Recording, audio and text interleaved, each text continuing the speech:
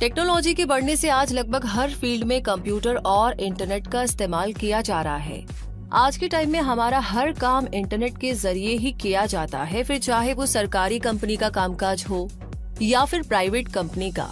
पैसों का लेन देन भी ऑनलाइन ही किया जाता है, यानी कि हर प्रकार के डेटा का आदान प्रदान किसी न किसी रूप में इंटरनेट पर हो रहा है।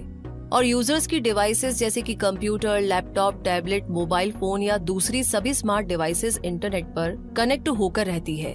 जिस स्तर पर इंटरनेट का इस्तेमाल पूरी दुनिया में किया जा रहा है और प्रतिदिन लाखों करोड़ों यूजर्स इसका इस्तेमाल करते हैं, तो ऐसे में बहुत जरूरी है कि इंटरनेट पर यूजर्स की सिक्योरिटी पर भी ध्यान दिया जाए, क्योंकि आए दिन इंटरनेट पर फ्रॉड, हैकिंग, वायरस अटैक और डेटा थेफ्ट के शिकार बन रहे लोगों की खबरें मिलती रहती है।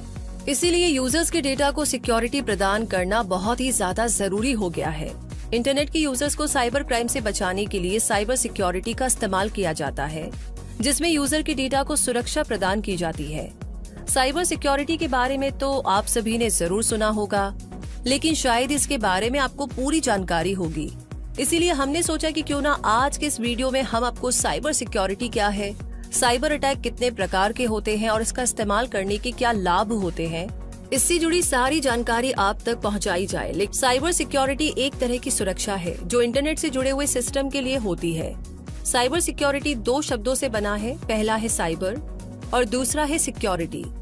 तो जो कुछ भी internet, information technology, computer, networks, application या डेटा से संबंधित है, उसे हम साइबर कहते हैं। जबकि सिक्योरिटी सुरक्षा से संबंधित है, जिसमें सिस्टम सिक्योरिटी, नेटवर्क सिक्योरिटी और एप्लीकेशन और इंफॉर्मेशन सिक्योरिटी शामिल है।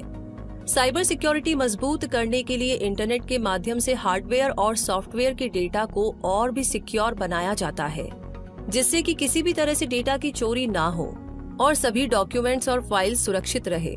आज पूरी दुनिया में साइबर क्राइम को रोकने के लिए साइबर सुरक्षा की जा रही है। साइबर सिक्योरिटी के आधार पर कोई भी ऑर्गेनाइजेशन या कोई भी यूजर अपने महत्वपूर्ण डेटा को हैकर्स बिना परमिशन के इलेक्ट्रॉनिक टूल्स की मदद से यूजर या ऑर्गेनाइजेशन के कंप्यूटर को एक्सेस कर लेते हैं, फिर जरूरी फाइल्स और डेटा की चोरी करते हैं और उसके बदले पैसे की मांग करते हैं। इंटरनेट का उपयोग करके किसी भी तरह के क्राइम को करना साइबर क्राइम कहा जाता है और जो ये क्राइम करते हैं उन्हें अनएथिकल हैकर्स कहा जाता है। इसका मतलब है कि इंटरनेट का गलत तरीके से इस्तेमाल करके किसी को नुकसान पहुंचाना या इंटरनेट के माध्यम से होने वाले अपराधों को साइबर क्राइम कहा जाता है। साइबर क्रिमिनल्स या हैकर्स कंप्यूटर और इंटरनेट टेक्नोलॉजी का इस्तेमाल करते हैं यूजर्स की पर्सनल इंफॉर्मेशन, बिजनेस से जुड़ी बहुत सारी चीजें, ऐसे सारे महत्वपूर्ण डेटा को एक्सेस करने के लिए, और साथ ही ये इंटरनेट का भी खतरनाक इस्तेमाल करते हैं कई तरह के मालिशियस सॉफ्टवेयर को बनाने के लिए।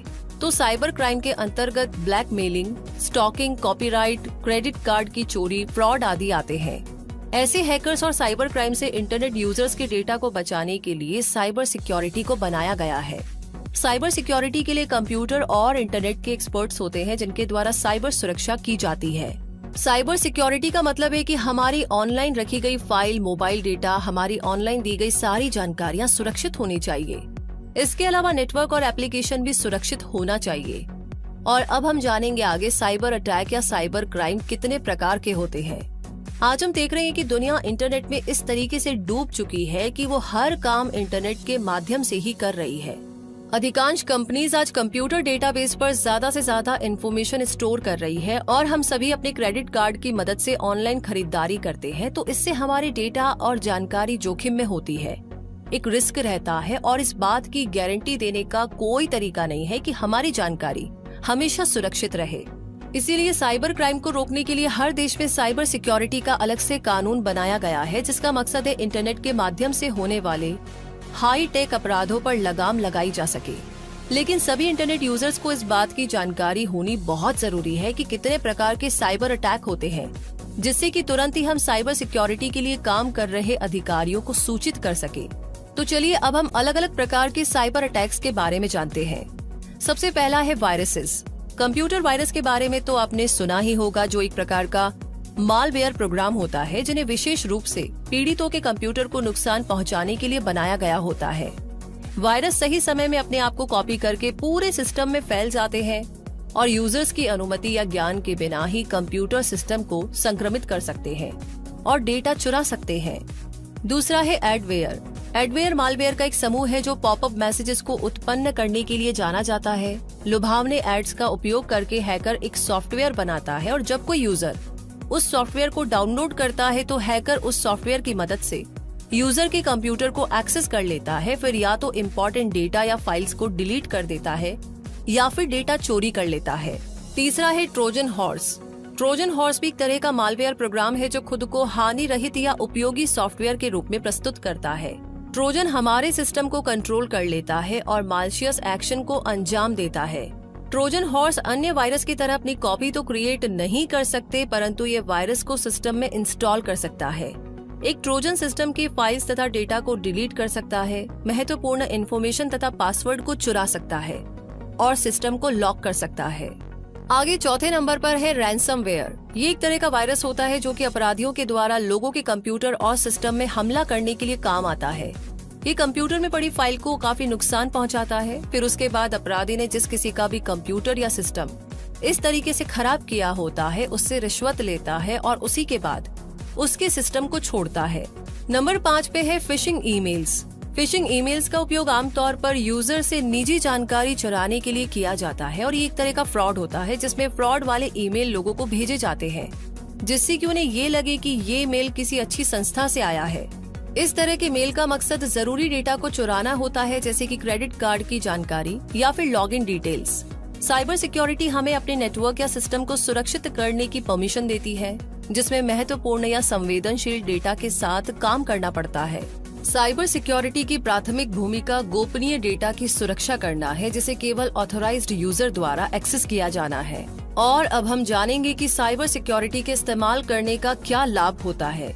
साइबर सिक्योरिटी के कई लाभ हैं। इसके द्वारा हर स्तर पर नेटवर्क को इंटरनेट पर होने वाले बाहरी खतरों से बचाया जा सकता है जिससे एक आम यूजर सुरक्षित होकर के अपना काम नेटवर्क और इंटरनेट पर कर सकता है। साइबर सिक्योरिटी के कुछ अन्य फायदे भी हैं, जैसे कि साइबर सिक्योरिटी बाहरी हमलों से ऑर्गेनाइजेशन या यूजर्स के नेटवर्क को सुरक्षित करते हैं। साथ ही ये भी सुनिश्चित करते हैं कि यूजर को इंटरनेट पर अच्छा प्रदर्शन मिले और अपने महत्वपूर्ण डेटा के बारे में वो सुरक्षित महसूस करें। डेटा को सुरक्षा प्रदान की जाती है जिससे महत्वपूर्ण डेटा लीक या चोरी होने का खतरा कम हो जाता है।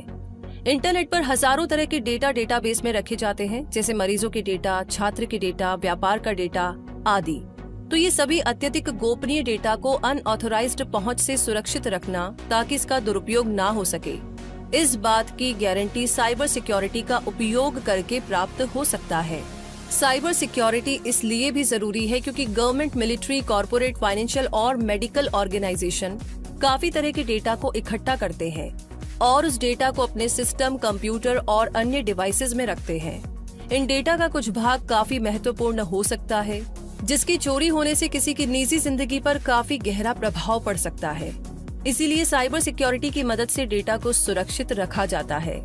मालवेयर से होने वाले नुकसान से बचा जा सकता है जिससे हर प्रकार के थ्रेट्स का खतरा रहता है, जैसे वायरस, स्पाईवेयर, रैंसमवेयर, एडवेयर। और आगे अब हम साइबर सिक्योरिटी में करियर विकल्प के बारे में जानेंगे। जैसे जैसे लोगों की कंप्यूटर और इंटरनेट पर निर्भरता बढ़ती जा रही है, वैसे वैसे साइबर क्राइम के बढ़ने से इस क्षेत्र में ऐसे विशेषज्ञों की मांग बढ़ गई है जो साइबर सिक्योरिटी एक्सपर्ट है और जिन्हें साइबर लॉ का ज्ञान है।